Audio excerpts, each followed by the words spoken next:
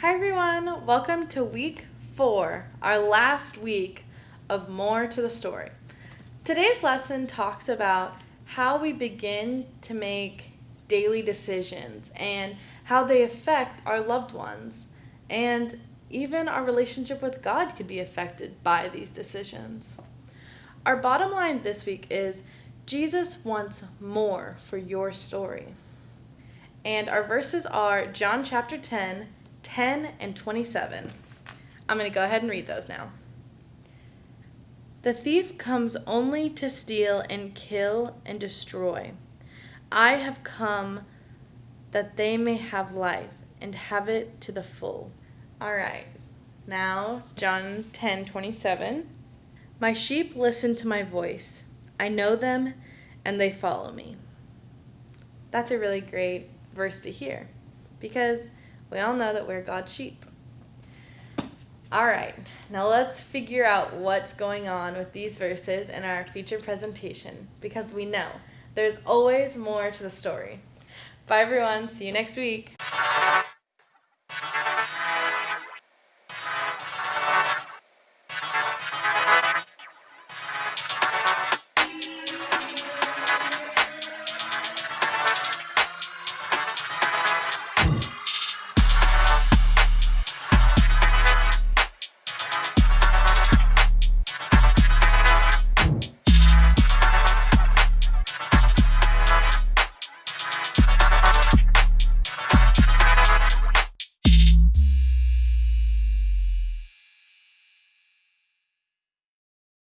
All right, so if I said best sneaker brand, what would you say? It's gotta be Skechers. If I said superior ice cream topping, what would you pick? If I said Netflix show to binge, I'm running out of shows, I need some help. If I said Taco Bell item, like you could only pick one, which one would you pick? And I say all that, I bring all those topics up to show that with any topic, no matter how important or unimportant, different people are gonna have a bunch of different ideas about it. And the same is true about sex. Whoa, time out. That was kind of out of nowhere, right? But for the past couple weeks, we've been talking about sex and how there's actually probably more to the story than we originally thought.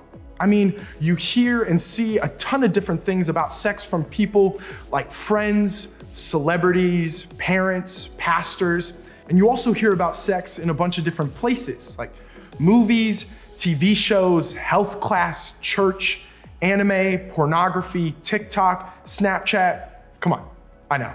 And obviously, with that many different opinions and that many different voices, it can be hard to figure out what's good, what's not, and what you should do.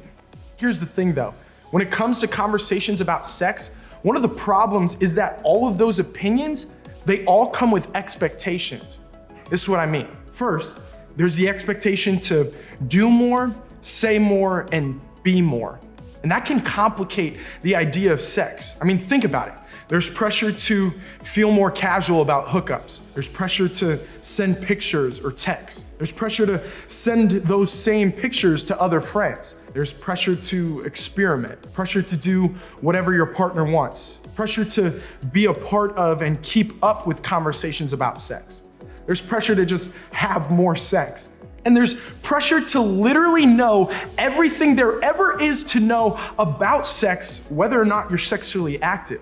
And on top of that, there are other voices that are talking about boundaries and respecting other people's bodies, and all of those things are super important. But to go along with all of that, if you've been around church or around Christians, then there's even more voices with more opinions and more expectations. And there can actually feel like there's added pressure to do less. Like there's added pressure to not go too far. There's pressure to not even think too far. There's pressure to honor God by honoring other people's bodies. There's pressure to not have sex until marriage. Now, just a sec, I'm not saying anything that I just listed is bad or wrong. I'm just saying that with any topic, there are gonna be different voices with different opinions that have different expectations for you and your life, and that can make it feel like you just can't win. Because guys, regardless of what you choose, whether you choose to do more or less sexually, somebody is gonna think what you chose is weird. Somebody is gonna think that it's wrong. There may even be people who think that somebody else is convincing you to do something bad sexually. And it just makes me think, how on earth do you make decisions for your life and your life story when it seems like everybody else has a different opinion of what you should do? Well, that's a good question. And it's one that people have been asking for a very, very long time. But before we get into it, let me give you a quick history lesson.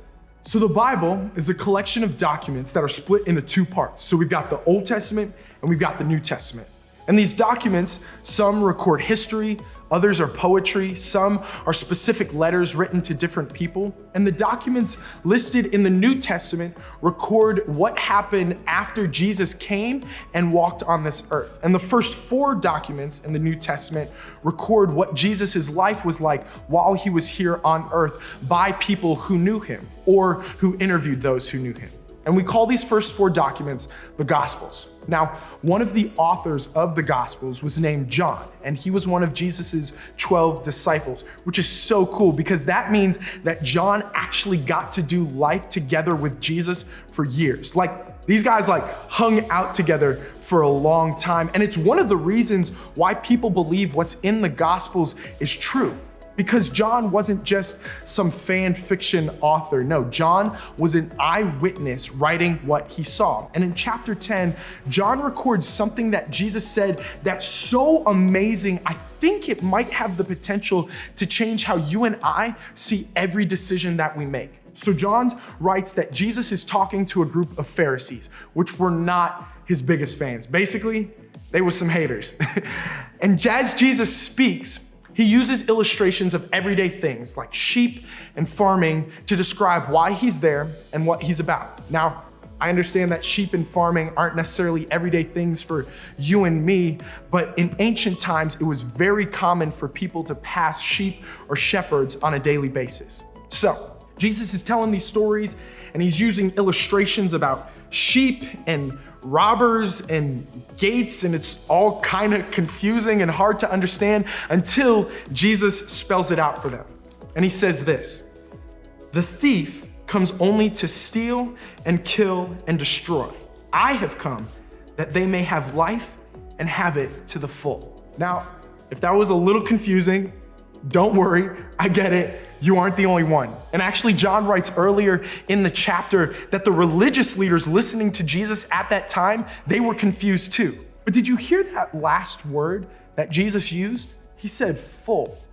Now, in its original language, full is used to describe something that's superior. It's better than expected. It's beyond. It's over the top. So pretty much what they're saying is John said that Jesus wants us to have life, but not just any life.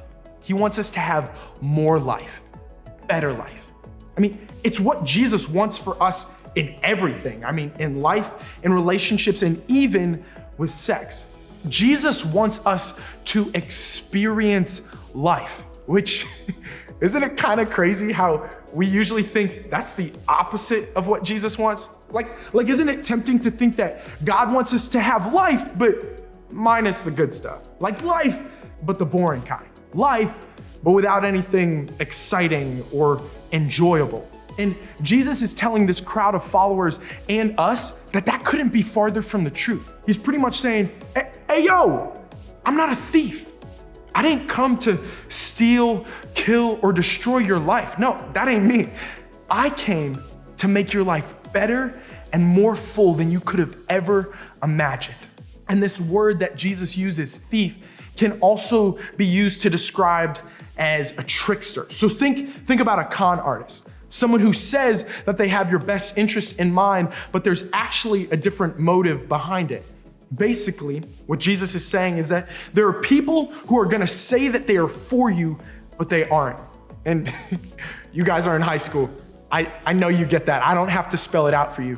But when it comes to Jesus, he is for you. He wants you to experience the full and amazing life that he actually wants for you. And honestly, that's why I think when it comes to the decisions we make with our relationships or even the decisions we make in our personal life, there is no better decision than you can make than to listen to Jesus and follow him. Because guys, everybody is gonna have an idea, an opinion, or an expectation of what you should do or what you could do. But Jesus, that guy knows you. And he doesn't just care about one moment or one decision or even one relationship. He cares about making your whole life better than you could have ever imagined. And out of all the voices that you hear, his is the one that will lead you towards that life because Jesus wants more for your story. Here's the thing though, that doesn't just happen. Like we can't just be like, oh, time out. That's an option? Oh, shoot. Okay, Jesus, I'm gonna need you to drop that life off for me around, we'll say 25. Yeah, when I'm 25, drop it off on the front porch. I'll get to it then. Appreciate it, bro. He doesn't just want more for your story later in life. He wants more for your story right now. And that means that right now, we need to follow him. We need to listen to him. And guys, we gotta trust Jesus right now, no matter what everyone else says. So even though we may start to feel pressure from culture or friends about feeling a certain way about sex or thinking a certain way or behaving a certain way when it comes to sex, we don't have to wonder who has our best interest in mind or who's actually always gonna be for us. Jesus is inviting us to experience life, and that includes sex. Why? Because he wants more for your story. So, how do we get there? When there are so many voices coming from every direction and it feels like everybody has a different opinion on what you should do, you can listen and believe Jesus. When you aren't sure who to trust, you can trust Jesus because he has your best interests at heart and he wants more for your story. And to start living that full life that Jesus wants for us, it requires us to start paying attention to what we're hearing and believing, including messages about sex. Because we're gonna hear different messages from different people from all over, but that doesn't mean that those people are for you. So pay attention to what you're hearing. Pay attention to what you think, feel, and say when it comes to sex. Pay attention to what you say around different people and why. Be aware of who may be pressuring you and why you feel pressured. Be aware of other people that you may be pressuring and what makes you want to pressure them. And guys, y'all, pay attention to what Jesus is saying to you. A few verses after Jesus talks about this full life that he wants for us, he refers to himself as the good shepherd. And then he says this, "My sheep listen to my voice. I know them and they follow me." Now, remember, sheep and shepherds were common back in those times. They're not really common for us now, but you get the point. It's a metaphor. Basically, what he's saying is that the people who belong to Jesus, they listen to his voice. They follow him because he knows them better than anyone else, and he can be trusted. They don't follow him because they're afraid of him. Let me say that again. They don't follow him because they're afraid of him. They follow him because being close to him is the safest place that they can be. And the same is true for you. Ultimately, the best decision that you can make for you is to listen to his voice and follow his lead. I mean, that's true in every part of life, but that also includes sex. Maybe for you, that means starting by reading your Bible a little bit more by yourself. Or maybe you need to start talking to God by yourself a little bit more. Maybe when all voices are coming from all different directions of what you should do, you should listen to Jesus's voice because he wants more for your story. He wants more than some internet site, more than the people you date, more than your friends, and maybe even more than you do. Listen, I realize that figuring out what following Jesus looks like can be tough, like super, super tough. And that's why we have small groups and small group leaders. We want you to know that there's a place you can go to talk about what's going on in your life and your situations. We want you to know that when you aren't sure what following Jesus looks like in this area or in any other, you have a group of people that you can go to who will help you figure it out. Hey, thing is, sex is complicated. And like we've been talking about the past couple weeks, when it comes to sex, part of what makes it so complicated is that we often only hear part of the story. Like, we only hear one side. We only hear certain conversations, and obviously there's way more to the story. That's why when there are voices all around you saying different things about what you should or shouldn't do, I want you to know that you can listen to Jesus' voice and trust his above all of them, because Jesus wants more for your story.